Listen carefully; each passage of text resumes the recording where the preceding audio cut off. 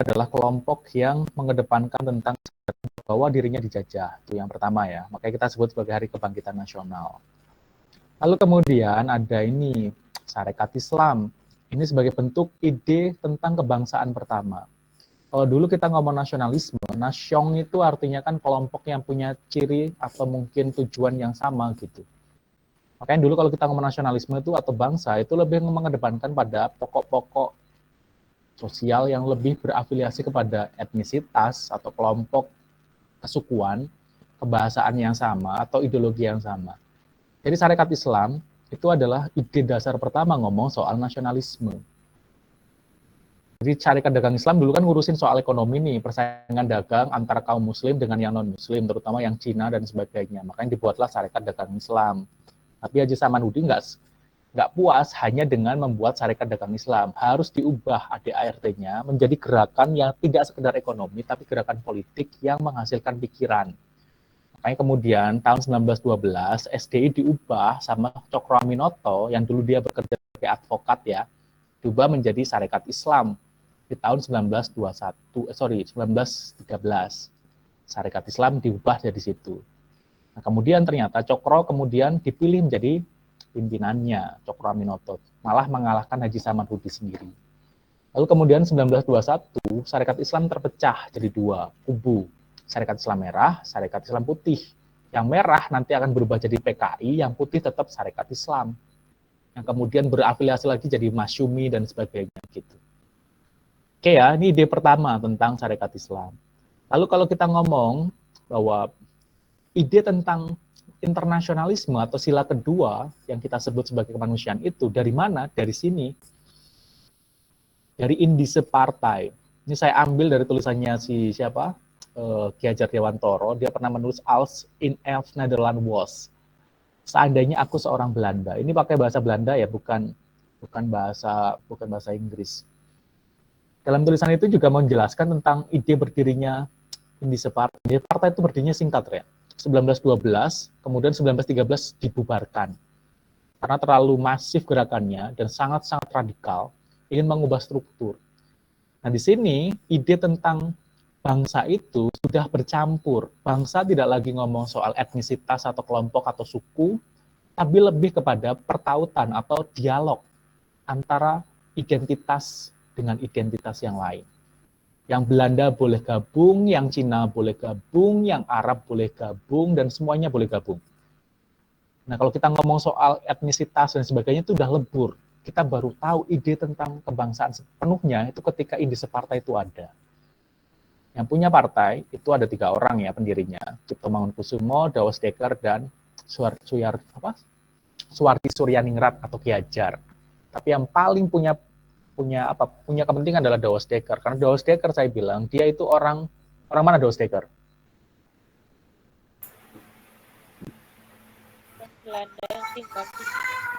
Orang mana? Orang Pasuruan ya, Dawas Dekker. Saya udah bilang kemarin. Dawas Dekker ini adalah keturunan Belanda saja, tapi dia itu orang Pasuruan. Dia tidak masuk dalam kasta kolonial kemarin. Dia tidak masuk golongan Eropa, tapi dia juga tidak pribumi. Kalau orang dulu yang blasteran kayak gitu, dia tidak punya status kewarganegaraan. Makanya mereka harus berjuang sendiri untuk menempuh jalur pengakuan terhadap status mereka itu tadi. Gitu, Rek. Jadi Dawas Dekker ini adalah orang yang paling punya kepentingan di antara yang lain. Nggak kayak sekarang, semua artis yang blasteran itu enak gitu, karena bisa jadi artis yang bule-bule. Coba dulu, dia nggak punya status kewarganegaraan, nggak bisa ngapa-ngapain, tidak bebas, dan bahkan malah tertindas. Atau dalam bahasa saya itu minoritas rentan. Kayak ide tentang internasionalisme baru kita kenal setelah adanya indise partai. Baru kemudian ada Perhimpunan Indonesia. Nah, ini lebih waras nih. Kalau ini adalah mereka-mereka yang terpelajar tadi sudah berafiliasi menjadi semacam kumpulan pelajar yang berafiliasi kepada politik, yang menuntut gerakan secara konkret dan istilahnya bergerak ya di bawah tanah untuk mengubah sebuah sistem. Pokoknya siapa? Tadi Hatta. Tapi sebelumnya sudah ada Rajiman dan sebagainya, tapi yang paling radikal ketika dipimpin oleh Hatta. Hatta ini adalah orang yang paling berbahaya, dianggap masuk dalam daftar paling berbahaya ya bagi kolonial. Karena dia merupakan juga salah satu pimpinan Perhimpunan Sosialis Eropa dari perwakilan Asia. Dia adalah ketuanya, Rek. Ketika dia sekolah di Belanda, Hatta ini adalah ketua dari golongan Asia yang mewakili dalam perkumpulan pelajar sosialis di Eropa saat itu. Nah, dia sangat mengerikan gitu. Ini orang ini bahaya nih, kalau pulang langsung diasingin aja gitu. Jangan boleh ketemu sama orang-orang. Makanya kemudian dia diasingkan ke Bovendigul di sana, sampai ke Papua. Jadi tuntutannya banyak, ya. Mencita-citakan Indonesia merdeka, sudah gerakan gitu. Prinsipnya persatuan nasional, solidaritas, non-kooperasi, nggak mau berkolaborasi dengan Belanda, itunya harus mandiri gitu. Self-help itu tadi. Lalu kemudian ada nih banteng pertama. Kalau kalian baru ketemu banteng pertama itu siapa? Ini sebenarnya guys. Nih banteng pertama nih. Bukan banteng yang itu. Ini PNI ya. PNI itu dibuat oleh Soekarno tahun 1925 sebenarnya mulainya. Dari sekedar diskusi gitu. Teman diskusi aja di kampus. Di HBS. Dia sebut sebagai Algemini Study Club. Masa apa ya? Ya kayak ya teman-teman di sini lah, kelompok diskusi sebenarnya. Lalu kemudian berubah menjadi partai ini. Ini uniknya, makanya saya bilang itu saya angkat topi pada Soekarno itu ya dari hanya sekedar omongan kelompok kecil, diskusi belajar, berubah menjadi parpol. Hanya dalam waktu 2 tahun. Dia diskusi parpol ini udah banyak yang dibicarain soal ideologi, soal apa, semuanya dibicarakan saat itu. Nah, ini tujuannya sama gitu, nggak mau kerjasama dan sebagainya, dan seterusnya. Ini banteng pertama ya.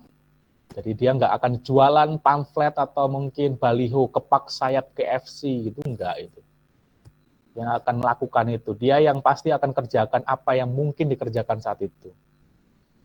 Oke, ada pertanyaan dari sini. Ya biar kalian tahu gitu ya, tokohnya siapa aja sih? Keren-keren orang kita tuh. Bagus-bagus, terpelajar, terdidik, dan sangat masif gerakannya, dan memang benar-benar orang yang terpilih untuk memimpin bangsa ini gitu. Next, nah ini BPUPK ya. Sidangnya tuh kayak gini, Rek. Ini gambar Soekarno waktu maju di sidang BPUPK. Gambarnya ini. Dia bacakan tentang ide nasionalisme dan sebagainya di situ. Ya, setelah ini pokoknya saya nggak akan terlalu ini lanjutannya harusnya yang kemarin ya. Tapi ini saya ada ini ya. Oke, ada pertanyaan kah dari sini teman-teman? Kalau enggak, tolong untuk membuat kelompok ya, berjumlah 8 orang.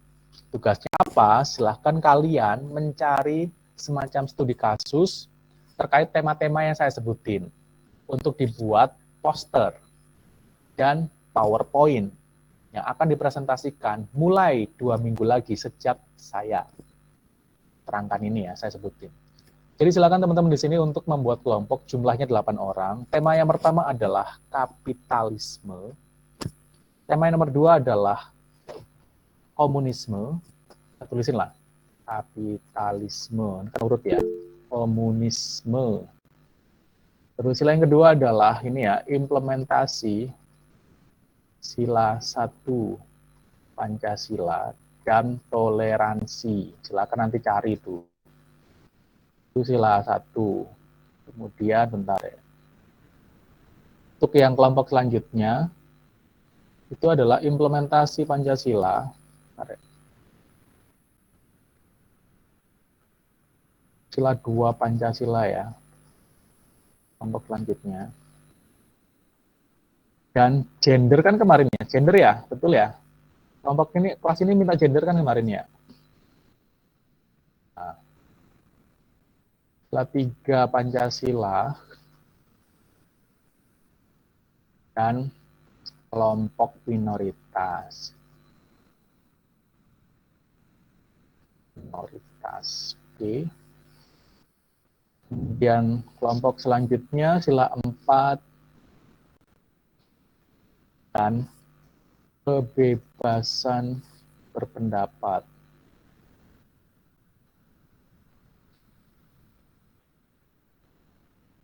Kemudian selanjutnya sila 5.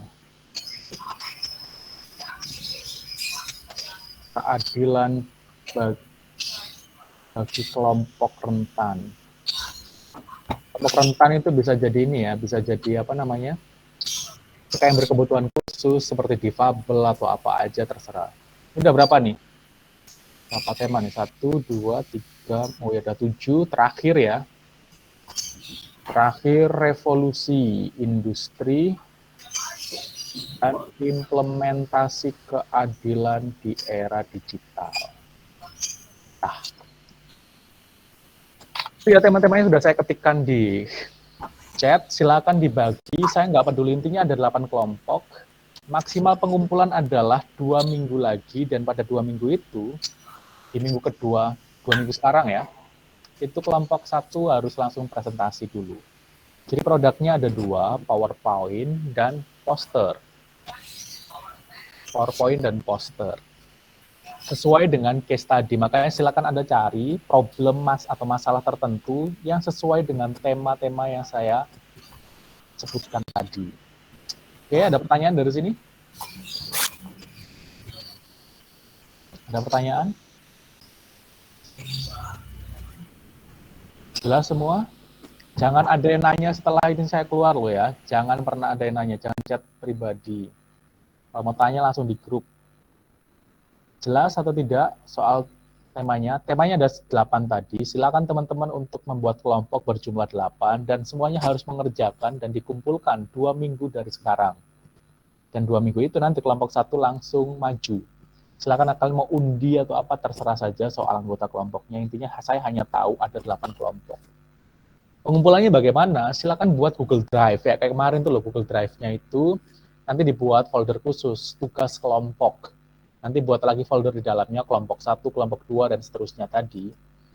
Kemudian PowerPoint dan posternya dimasukin di situ. Silakan dikumpulkan di sana saja. Maksimal pengumpulan 2 minggu dari sekarang.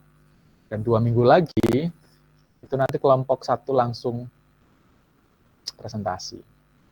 Oke, ada pertanyaan? Jelas? Sepertinya tidak ada, Pak. Tidak ada ya? Jelas. Oke, kalau nggak ada kita akhiri kuliah ini. Terima kasih teman-teman. Semoga kalian sehat dan semoga kuotanya cukup ya, karena kita akan terus gunakan Google Meet atau mungkin nggak Zoom untuk pertemuan-pertemuan selanjutnya gitu. Karena bebannya sekarang berat, 70% minimal gitu, minimal saya bilang ya untuk pertemuan tatap muka. Jadi harus pakai Google Meet terus gitu atau enggak itu. Oke ya, kalau nggak ada pertanyaan kita akhiri. Terima kasih, sehat-sehat kalian. Dan terima kasih, Assalamualaikum warahmatullahi wabarakatuh. Selamat sore. Dadah. Waalaikumsalam warahmatullahi wabarakatuh.